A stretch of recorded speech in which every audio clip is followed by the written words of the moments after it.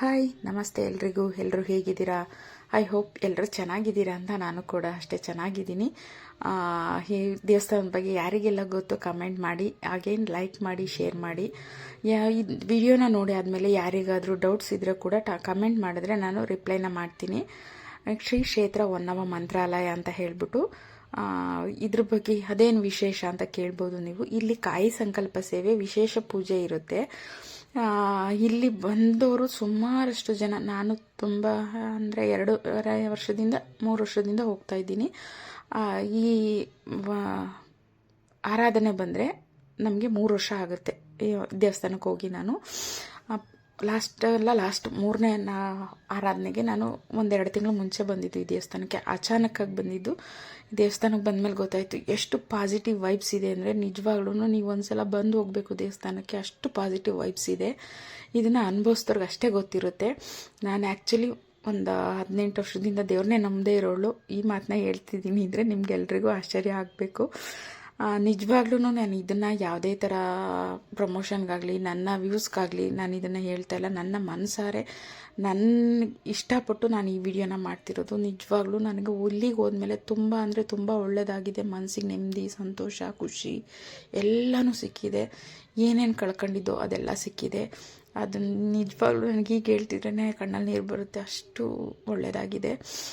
ನಿಮಗೂ ಯಾರಿಗಾದರೂ ಈ ದೇವಸ್ಥಾನಕ್ಕೆ ಹೋಗಬೇಕು ಅಂತ ಅಂದರೆ ಆರಾಮಾಗಿ ಹೋಗ್ಬೋದು. ಮೆಜೆಸ್ಟಿಕ್ಕಿಂದ ನೀವು Tavarekere bus, Magadi road Tavarekere bus ಹತ್ತಿದ್ರೆ ವನಗನಹಟ್ಟಿ ಅಂತ ಹೇಳಿದ್ರೆ ಅಲ್ಲಿ ಇಳಿಸ್ತಾರೆ ನಿಮಗೆ. ಅಲ್ಲಿಂದ 20 ರೂಪೀಸ್ ಆಟೋ ಕೊಟ್ಟರೆ ನಿಮ್ಮನ್ನು ದೇವಸ್ಥಾನಕ್ಕೆ ಕರ್ಕೊಂಡೋಗಿ ಬಿಡ್ತಾರೆ. ಈ ದೇವಸ್ಥಾನದಲ್ಲಿ ಹೋಗಿ ನರಸಿಂಹ ಜೋಶಿಗಳಂತ ಇರ್ತಾರೆ ರಾಯರ ಮಠದಲ್ಲಿ. ಅಲ್ಲಿ ಹೋಗಿ ವಿಚಾರಿಸಿದ್ರೆ ನಿಮಗೆ ಜ್ಯೋತಿಷಿಗಳು ಹೇಳ್ತಾರೆ ಏನು ಸಮಸ್ಯೆ ಮತ್ತು ಎಷ್ಟು ವಾರ ಕಾಯಿ ಕಟ್ಟಬೇಕು, ಕಾಯಿ ಸಂಕಲ್ಪ ಸೇವೆನ ಯಾವ ಥರ ಮಾಡಬೇಕು ಅಂತ ಹೇಳ್ಬಿಟ್ಟು. ನಾನು ಆಲ್ಮೋಸ್ಟ್ 3 ವರ್ಷದಿಂದ ಹೋಗ್ತಾ ಇರೋದ್ರಿಂದ ನನಗೂ ಇದ್ರ ಬಗ್ಗೆ ಅಲ್ಪ ಸ್ವಲ್ಪ ಗೊತ್ತು. ಅಂದರೆ ನೀವು ಹೋಗಿ ಇಷ್ಟು ವಾರ ಅಂತ ಕೊಡ್ತಾರಲ್ಲ, ಆವಾಗ ನೀವು ಅದನ್ನು ತಂದು ಕಾಯಿನ ಕಟ್ಟಿ ಕೊಡ್ತಾರೆ. ನಿಮ್ಮ ಮನೆ ದೇವರು, ಇಷ್ಟ ದೇವತೆಗಳನ್ನೆಲ್ಲ ಸ್ಮರಿಸಿ ಅದು ಅಕ್ಷತೆ ಎಲ್ಲ ಹಾಕಿ ನೀವೇ ಕಾಯಿ ಸಂಕಲ್ಪನ ಮಾಡಿಸಿ ಮತ್ತು ಅದನ್ನು ಕಾಯಿನ ಕಟ್ಟಿ ಕೊಡ್ತಾರೆ. ಆ ಕಾಯಿನ ತಂದು ನೀವು ದೇವ್ರ ಮುಂದೆ ಇಟ್ಬಿಟ್ಟು ಹೋಗಿ ತುಪ್ಪದ ದೀಪ ತಗೊಂಡು ಹೋಮಕುಂಡ ಇದೆ ಇಲ್ಲಿ ನೋಡ್ತಾ ಇದ್ದೀರಲ್ಲ, ಇಲ್ಲಿ ಹೋಮಕುಂಡ ಇದೆ. ಈ ಹೋಮಕುಂಡ ಸುತ್ತ ನೀವು 8 ಪ್ರದಕ್ಷಿಣೆ ಮತ್ತು ತಟ್ಟೆನ ವಾಪಸ್ ಕೊಟ್ಬಿಟ್ಟು ತೆಂಗಿನಕಾಯಿ ಎತ್ಕೊಂಡು ಈ ದೇವಸ್ಥಾನ ಅಂದರೆ ಇಲ್ಲೇ ದೇವಸ್ಥಾನದ ಮುಂದೆಯಿಂದ ನಿಮಗೆ 30 ರೌಂಡ್ ಹೊಡಿಬೇಕು. ನೆಕ್ಸ್ಟು ಅದಾದಮೇಲೆ ಕಾಯಿನ ನಿಮ್ಮ ನಂಬರ್ಗಳು ಹಾಕಿರ್ತಾರೆ ಅಲ್ಲಿ ಹೋಗಿ ಕಟ್ಟಿ ಬಂದು ಅದು ನಿಮಗೆ ದೇವಸ್ಥಾನ ಸುತ್ತ 16 ರೌಂಡು ಹಾಕಬೇಕು. ರಾಯರು ಸಂಕಲ್ಪ ಸೇವೆನ ತುಂಬ ಒಪ್ತಾರೆ. ಅಂದರೆ ಏನಂತ ಗೊತ್ತಾ, ರಾಯರಿಗೆ ಸೇವೆ ಮಾಡೋದು ಅಂದರೆ ತುಂಬಾ ಇಷ್ಟ. ರಾಯರ ಮಠದಲ್ಲ ನೋಡ್ಬೋದು ನೀವು, ಸೇವೆ ಅಂದರೆ ತುಂಬ ಇಷ್ಟ ರಾಯರಿಗೆ. ಅವ್ರನ್ನ ಸೇವೆಯಲ್ಲಿ ಅಷ್ಟೇ ತೃಪ್ತಿಪಡಿಸೋಕ್ಕೆ ಸಾಧ್ಯ. ನೀವು ವಜ್ರ ವೈಡೂರ್ಯ ಏನು ರಾಯರು ಇಷ್ಟಪಡಲ್ಲ, ರಾಯರ ಸೇವೆ ಅಷ್ಟೇ. ನನಗೆ ಗೊತ್ತಿರೋ ಮಟ್ಟಿಗೆ ನಾನು ಹೇಳಿದ್ದೀನಿ. ಇದ್ರ ಬೇರೆ ಬೇರೆ ಥರ ಕಮೆಂಟ್ ಹಾಕ್ಬೇಡಿ ದಯವಿಟ್ಟು. ನಾನು ತಿಳಿದಿರೋ ಮಟ್ಟಿಗೆ ನಾನು ಹೇಳ್ತಾ ಇದ್ದೀನಿ. ರಾಯರು ಯಾವುದನ್ನೇ ಎಕ್ಸ್ಪೆಕ್ಟ್ ಮಾಡಲ್ಲ.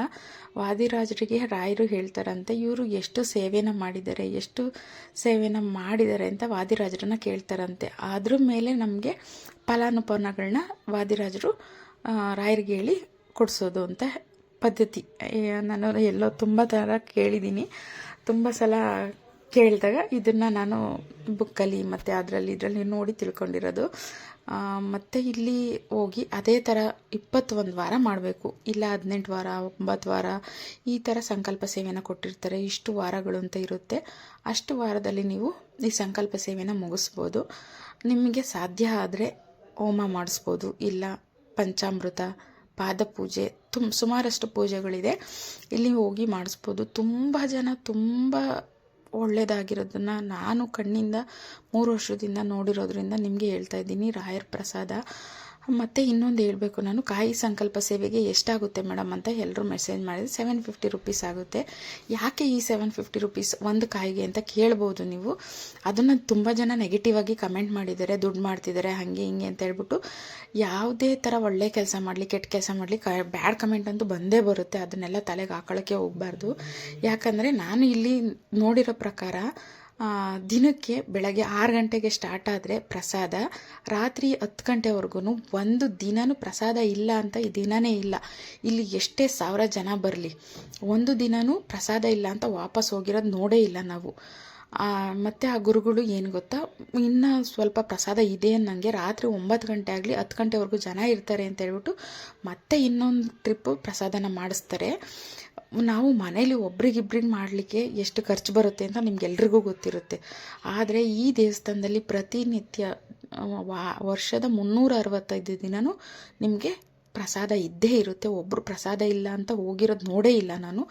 ಯಾರೆಲ್ಲ ಇಲ್ಲಿ ಪ್ರಸಾದ ತಿಂದಿದ್ದೀರಾ ಅಂತ ಕಮೆಂಟ್ ಮಾಡಿ, ನಿಮಗೂ ಗೊತ್ತಿರುತ್ತೆ.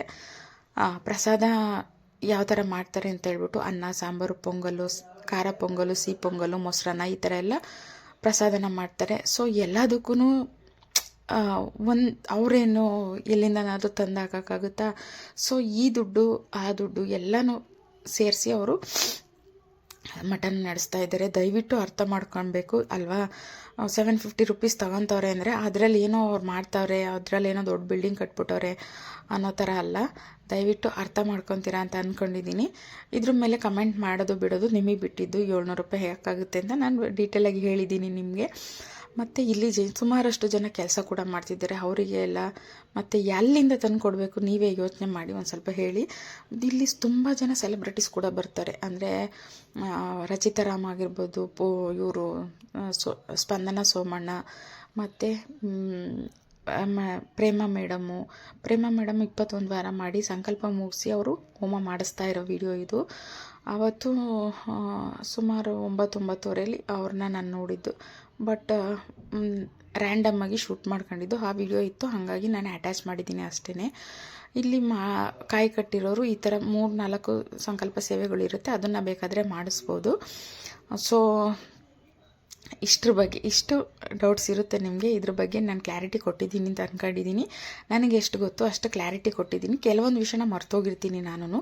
ನೀವು ಏನಾದರೂ ಕಮೆಂಟ್ ಮಾಡಿದ್ರೆ ನಾನು ಅದಕ್ಕೆ ರಿಪ್ಲೈ ಮಾಡ್ತೀನಿ ಖಂಡಿತವಾಗ್ಲೂ. ಮತ್ತು ಈ ದೇವಸ್ಥಾನದ ಸ್ಟಾರ್ಟ್ ಆಗಿದ್ದು 15 26ವರೆಗೂ ಇದೇ ಥರ ನಡ್ಕೊಂಬರ್ತಾ ಇದೆ. ನಿಜವಾಗ್ಲೂ ಒಂದು ಸಲ ವಿಸಿಟ್ ಮಾಡಿ ನೋಡಿ. ನಾನೇನಿಲ್ಲಿ ಪ್ರಮೋಷನ್ಗಾಗಲಿ ನನ್ನ ವ್ಯೂಸ್ಗಾಗಲಿ ನಿಜವಾಗ್ಲೂ ಹೇಳ್ತಾಯಿಲ್ಲ, ಯಾವುದೇ ಥರ ಪ್ರಮೋಷನ್ನೂ ಅಲ್ಲ ಇದು ವಿಡಿಯೋ. ತುಂಬ ಜನ ಕೇಳ್ತಾಯಿದ್ರು, ಹಾಗಾಗಿ ಹಾಕಿದ್ದೀನಿ ವಿಡಿಯೋನ ಅಷ್ಟೇ. ಲಾಸ್ಟ್ ಒಂದು ವಿಡಿಯೋ ಹಾಕಿದ್ದೆ, ಅದು ಸ್ವಲ್ಪ ವಾಯ್ಸು ಸ್ವಲ್ಪ ಏನೇನೋ ಕ್ಲಾರಿಟಿ ಇರಲಿಲ್ಲ, ಹಾಗಾಗಿ ಇನ್ನೊಂದು ವಿಡಿಯೋ ಮಾಡಿ ಹಾಕಿ ಮೇಡಮ್ ಅಂತ ಹೇಳಿದರು. ತುಂಬ ಜನ ಕೇಳಿದ್ರಿಂದ ಈ ವಿಡಿಯೋನ ಮಾಡಿ ಹಾಕ್ತಾಯಿದ್ದೀನಿ. ಇದ್ರ ಬಗ್ಗೆ ಇನ್ನು ಜಾಸ್ತಿ ತಿಳ್ಕೋಬೇಕು ಅಂತಂದರೆ ಸ್ಕ್ರೀನ್ ಮೇಲೆ ನಂಬರ್ ಕೂಡ ಹಾಕಿರ್ತೀನಿ ನಾನು, ನೀವು ಸಂಕಲ್ಪ ಸೇವೆ ಬಗ್ಗೆ ಅಲ್ಲಿ ವಿಚಾರಿಸ್ಕೋಬೋದು. ಮತ್ತು ಇಲ್ಲಿ ನೋಡ್ತಿದ್ದೀರಲ್ಲ, ಇವ್ರ ಬಗ್ಗೆ ಎಲ್ರಿಗೂ ಗೊತ್ತೇ ಇರುತ್ತೆ. ಈಗ ರಾಯರ ಮಹಿಮೆ ಏನು ಬರ್ತಾಯಿದೆ ಸೀರಿಯಲು, ಅದರಲ್ಲಿ ಮಾಡ್ತಾ ಇರೋವಂಥ ವ್ಯಕ್ತಿ. ಪರ್ಸ್ನಲಿ ನಾನು ಯಾರ ಹತ್ರನೂ ಸೆಲೆಬ್ರಿಟೀಸ್ ಹತ್ರ ನಿಂತ್ಕೊಂಡು ಫೋಟೋಸ್ ತೆಗೆದುಕೊಳ್ಳೋದಾಗಲಿ ವೀಡಿಯೋಸ್ ಮಾಡ್ಕೊಳ್ಳೋದಾಗಲಿ ನಿಜವಾಗ್ಲೂ ಮಾಡಲ್ಲ. ಇಲ್ಲಿ ಸುಮಾರಷ್ಟು ಜನ ಬರ್ತಾರೆ, ಪ್ರಿಯಾಂಕಾ ಮ್ಯಾಮ್ ಬರ್ತಾರೆ, ತುಂಬ ಜನ ಬರ್ತಾರೆ. ಬಟ್ ಯಾರ ಹತ್ರನೂ ನಾನು ಫೋಟೋ ತಗೊಂಡಿಲ್ಲ. ಇವ್ರ ಹತ್ರ ಯಾಕೆ ತಗೊಂಡೆ ಅಂದರೆ ಆ ರಾಯರ ಮಹಿಮೆ ಸೀರಿಯಲ್ನ ನೋಡಿದ್ರೆ ನಿಮಗೆ ಗೊತ್ತಾಗುತ್ತೆ. ಅವ್ರನ್ನ ನಾವು ಎಷ್ಟು ಹತ್ರದಿಂದ ನೋಡೋಕ್ಕೆ ಚಾನ್ಸ್ ಸಿಗ್ತಲ್ಲ ಅಂತ ಹೇಳ್ಬಿಟ್ಟು ಅವರೇ ಒಂದು ಮಾತು ಕರೆದ್ರು ನನಗೆ, ಫೋಟೋ ತೊಗೊತೀರಾ ಮ್ಯಾಮ್ ಅಂತ ಕೇಳಿದ್ರು. ಎಷ್ಟು ಖುಷಿ ಆಯಿತು ಅಂದರೆ ಸಿಕ್ಕಾಪಟ್ಟೆ ಖುಷಿ ಆಯಿತು. ನಾನು ಫೋಟೋ ತೊಗೊಂಡು ಅವ್ರಿಗೆ ಈ ಮಾತನ್ನ ಕೂಡ ಹೇಳಿದೆ, ನಾನು ಯಾವುದೇ ಸೆಲೆಬ್ರಿಟಿ ಹತ್ರ ತೊಗೊಂಡಿಲ್ಲ ಸರ್, ಇದೇ ಫಸ್ಟ್ ಅಂತ ಹೇಳ್ಬಿಟ್ಟು. ಮತ್ತು ನಾನು ಇವಾಗ ಒಂದು ಕಾರ್ಡ್ ನಿಮ್ಗೆ ಹಾಕ್ತಿದ್ದೀನಿ ನೋಡಿ, ಇದರಲ್ಲಿ ಬೇಕಾದರೆ ಸ್ಕ್ರೀನ್ಶಾಟ್ ತೆಗೆದು ಇಟ್ಕೊಳ್ಳಿ. ಇದರಲ್ಲಿ ಫುಲ್ಲು ಡೀಟೇಲಾಗಿ ಇದೆ. ಅಂದರೆ ಎಷ್ಟು ವಾರ, ಏನು ಸಂಕಲ್ಪ, ಯಾವ ಥರ ಮಾಡಬೇಕು ಎಲ್ಲನೂ ಇದರಲ್ಲಿದೆ. ಬೇಕಾದರೆ ಇದು ಫೋಟೋ ಕೂಡ ನಾನು ಅಟ್ಯಾಚ್ ಮಾಡಿರ್ತೀನಿ ನಿಮಗೆ. ನೀವು ಕಾಯಿ ಹಿಡ್ಕೊಂಡು 8 ಪ್ರದಕ್ಷಿಣೆ, ಆಮೇಲೆ 30, ಆಮೇಲೆ 16, ಕಾಯಿ ತೊಗೊಂಡು 30, ಆಮೇಲೆ 16 ಈ ಥರ ಪ್ರದಕ್ಷಿಣೆನ ಹಾಕೋದು. ಟೋಟಲ್ 54 ಪ್ರದಕ್ಷಿಣೆನ ಹಾಕಬೇಕು. ಎಷ್ಟೊಂದು ಜನ ಅಲ್ಲಿ ಉಪವಾಸ ಇದ್ದು ಈ ಸಂಕಲ್ಪನ ಮಾಡ್ತಾರೆ. ನಿಜವಾಗ್ಲೂ ಖುಷಿಯಾಗುತ್ತೆ. ಎಂತೆಂಥ ಕಷ್ಟ ಇರೋರು ಮತ್ತು ಹೆಲ್ತ್ ಅಪ್ಸೆಟ್ ಆಗಿರೋರು ತುಂಬ ಜನ ಬರ್ತಾರೆ. ಇಲ್ಲಿ ನಾನು ಸುಮಾರು ದಿನದಿಂದ ಹೋಗ್ತಾ ಇರೋದ್ರಿಂದ ಸುಮಾರಷ್ಟು ನೋಡಿದ್ದೀನಿ. ಈ ನಡುವೆ ನಾನು ಹೋಗೋದು ಕಡಿಮೆ ಮಾಡಿಬಿಟ್ಟಿದ್ದೀನಿ, ಯಾಕಂದರೆ ತುಂಬ ಕೆಲಸಗಳಿರೋದ್ರಿಂದ. ಯಾವಾಗಲೂ ಒಂದು ಸಲ ಹೋಗ್ತೀವಿ, ಸ್ವಲ್ಪ ಕಮ್ಮಿ ಆಗಿದೆ. ಅಂದರೆ ತುಂಬ ಜನ ಇಲ್ಲಿ ಸೆಲೆಬ್ರಿಟೀಸ್ ಆಗಲಿ ಮತ್ತು ಕಷ್ಟ ಇರೋರಾಗಲಿ ಎಷ್ಟೋ ಜನದ ಬಾಯಲ್ಲಿ ನಾನು ಕೇಳಿದ್ದೀನಿ, ಇಲ್ಲಿ ಬಂದಮೇಲೆ ನಮ್ಗೆ ತುಂಬಾ ಒಳ್ಳೆಯದಾಗಿದೆ ಅಂತ ಹೇಳ್ಬಿಟ್ಟು. ಸೊ ನಿಮಗೂ ಯಾರಿಗಾದರೂ ಹೋಗಬೇಕು ಅನಿಸಿದ್ರೆ, ಯಾರಿಗೂ ನಾನು ಹೋಗಲೇಬೇಕು ಅಂತ ಹೇಳ್ತಾ ಇಲ್ಲ, ಯಾರೆಲ್ಲ ರಾಯರ ಭಕ್ತರಿದ್ದೀರಾ ಅವರು ಎಲ್ಲ ಮಠಕ್ಕೂ ಒಂದು ಸಲ ವಿಸಿಟ್ ಮಾಡಬೇಕು ಅಂತ ಆಸೆ ಇರುತ್ತೆ.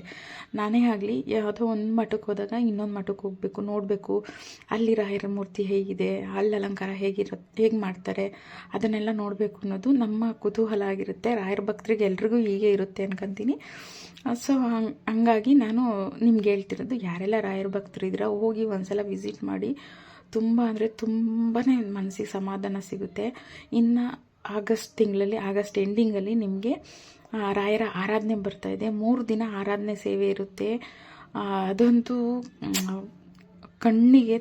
ಎಷ್ಟು ಮನಸ್ಸಿಗೆ ಕಣ್ಣಿಗೆ ಹಬ್ಬ ಅಂದರೆ 3 ದಿನ ನೋಡಲಿಕ್ಕೆ ಆಗಲ್ಲ ರಾಯರನ್ನ. ಅಷ್ಟು ನೀಟಾಗಿ ಅಲಂಕಾರ ಮಾಡಿ, ಅಷ್ಟು ಚೆನ್ನಾಗಿ ಪೂಜೆಗಳನ್ನ ಮಾಡಿ, ಅಷ್ಟು ಆರಾಧಿಸ್ತಾರೆ ರಾಯರನ್ನ. ರಾಯರ ಭಕ್ತರಿಗೆ ಗೊತ್ತಿರುತ್ತೆ ರಾಯರ ಆರಾಧನೆ ಟೈಮಲ್ಲಿ ಎಷ್ಟು ಸಡಗರ ಇರುತ್ತೆ ಅಂತ. ನಿಜವಾಗ್ಲೂ ಎಸ್ಪೆಷಲಿ ನನಗೆ ಮನೆ ಹಬ್ಬ ಥರ ಇರುತ್ತೆ. ನಾನು ಯಾರಿಗೋ ಒಬ್ಬರಿಗೆ ಹಬ್ಬ ಮಾಡ್ತಿದ್ದೀನಿ, ನಮ್ಮ ಊರ ಹಬ್ಬನೋ ನಮ್ಮ ಮನೆ ಹಬ್ಬನೋ ಮಾಡ್ತಿದ್ದೀವಿ ಅನ್ನೋ ಥರ ಫೀಲಿಂಗ್ ಇರುತ್ತೆ.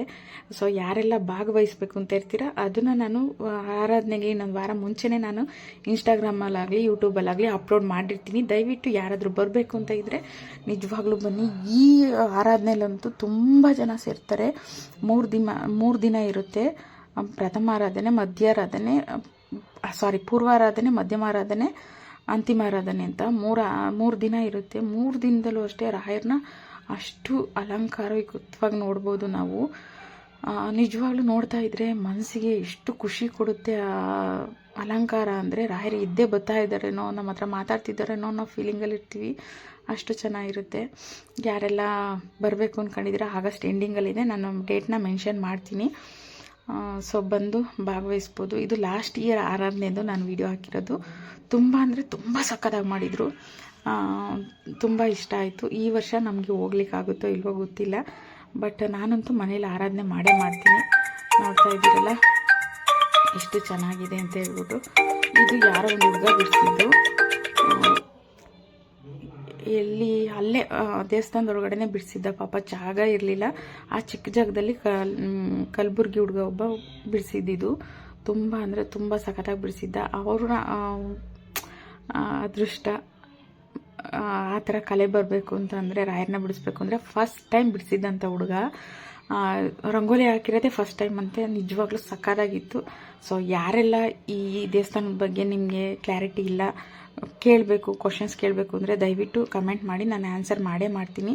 ಆದರೂ ರಾಯರ ಭಕ್ತಿಯಿಂದ ದಯವಿಟ್ಟು ಕಮೆಂಟ್ ಮಾಡಿ. ಯಾರೆಲ್ಲ ಸಪೋರ್ಟ್ ಮಾಡ್ತಿದ್ರಲ್ಲ ಅವ್ರಿಗೆಲ್ರಿಗೂ ಥ್ಯಾಂಕ್ ಯು ಸೋ ಮಚ್.